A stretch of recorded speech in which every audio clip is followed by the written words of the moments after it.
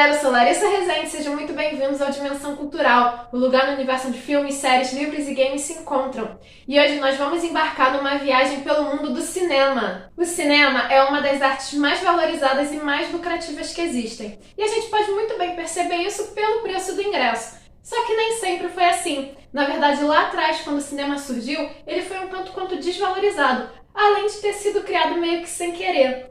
A verdade é que a tecnologia que contribuiu para o desenvolvimento do cinema começou a ser pesquisada lá pela década de 1880. Ao longo da segunda metade do século XIX, vários inventores estavam buscando uma forma de reproduzir imagens do cotidiano de uma forma que elas se mexessem, já que até aquele momento a tecnologia mais moderna que eles tinham era a fotografia.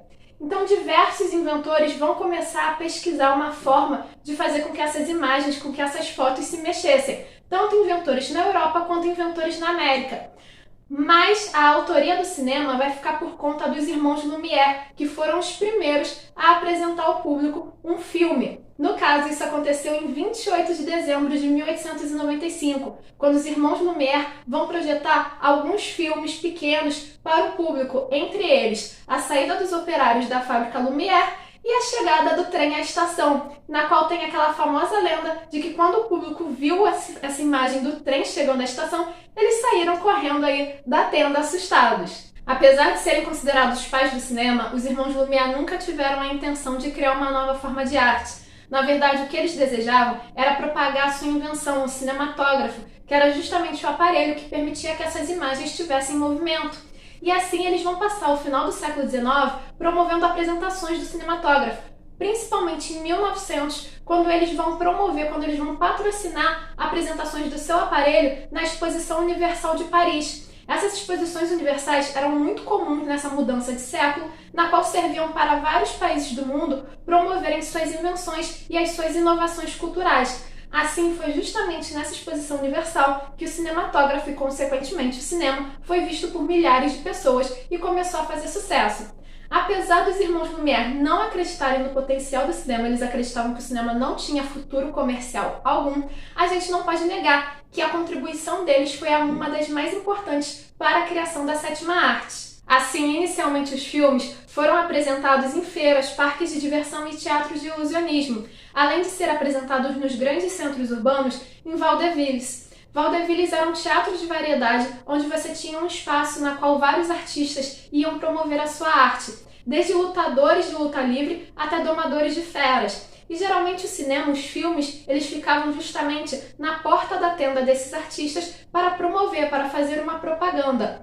Por ser um local extremamente barato, uma diversão muito barata, era uma diversão muito popular. E por conta da má fama tanto dos artistas quanto do público, a elite abominava os vaudevilles. Ou seja, a gente pode ver que inicialmente, apesar de hoje o cinema ser elitizado, inicialmente o cinema era do povão, era uma arte bem popular, além de nunca ser a arte exclusiva. Nos vaudevilles, os filmes eles serviam apenas como um apoio para as outras atrações. Ele nunca foi a atração principal ou a atração exclusiva. Isso muda em 1905, quando os filmes ganham o seu próprio espaço de exibição, que são os Nickelodeons. Inicialmente, os Nickelodeons eram galpões enormes adaptados para projetar um filme para o maior número possível de pessoas. Era uma diversão bem barata, custando apenas um níquel, daí o nome do local. Só que por ser uma diversão barata, ainda atraía um público muito popular. E geralmente os Nickelodeons eram um local sujo, abafado e escuro, ou seja, por conta disso não era um local tão apropriado assim para mulheres.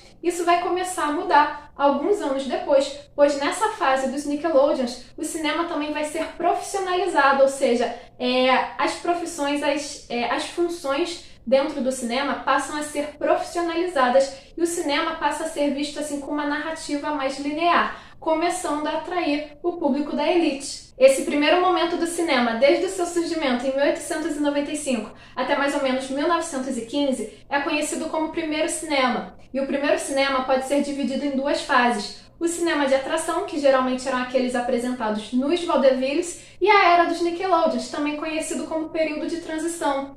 Inicialmente, no primeiro cinema, os filmes duravam poucos minutos. Eles geralmente mostravam apenas imagens do cotidiano. Os primeiros filmes, então, eram bem simples. Eles não desejavam mostrar exatamente uma narrativa linear. Eles queriam apresentar somente algumas cenas, muitas vezes cenas com um certo humor, né? E ao longo do tempo, ao longo do primeiro cinema, é que os filmes começaram a ser mais longos, começaram a ter mais de um cenário, mais de um take, a apresentar uma história com início, meio e fim. E já na era dos Nickelodeons, os filmes passaram a ter mais de 15 minutos, o que para aquela época era uma grande inovação. Isso já, assim, mais ou menos no final da era dos Nickelodeons, em 1913 e 1915, a gente vai ter o início da produção dos longa-metragens, de filmes com mais de 45, 60 minutos. Além disso, nós teremos uma profissionalização muito maior do cinema. Esse momento a gente chama de período de transição, já que a gente vê o primeiro cinema chegando ao fim e iniciando aquele cinema que a gente conhece como cinema clássico. Apesar de parecerem bem simples para a visão atual, esses filmes foram cruciais para o desenvolvimento do cinema, sem contar os artistas que neles participaram, os artistas que depositaram essa confiança, que apostaram nessa nova arte. Vão ser artistas que vão desenvolver uma narrativa, que vão desenvolver os efeitos especiais através da sua própria imaginação e com a simplicidade da época, como por exemplo Georges Méliès, que é o diretor de Viagem à Lua, um dos filmes mais conhecidos do primeiro cinema. A verdade é que, independente da época, independente da forma de produção, a gente deve valorizar esses filmes, até porque a gente não teria o cinema que a gente conhece hoje se não fossem por esses inventores lá atrás. E vocês, curtiram saber um pouco mais sobre o nascimento do cinema? O que acharam? Já assistiram algum filme do primeiro cinema? Deixe a opinião de vocês aqui nos comentários e não se esqueça de curtir esse vídeo e de se inscrever no canal para continuar acompanhando as nossas aventuras. Nos vemos na próxima!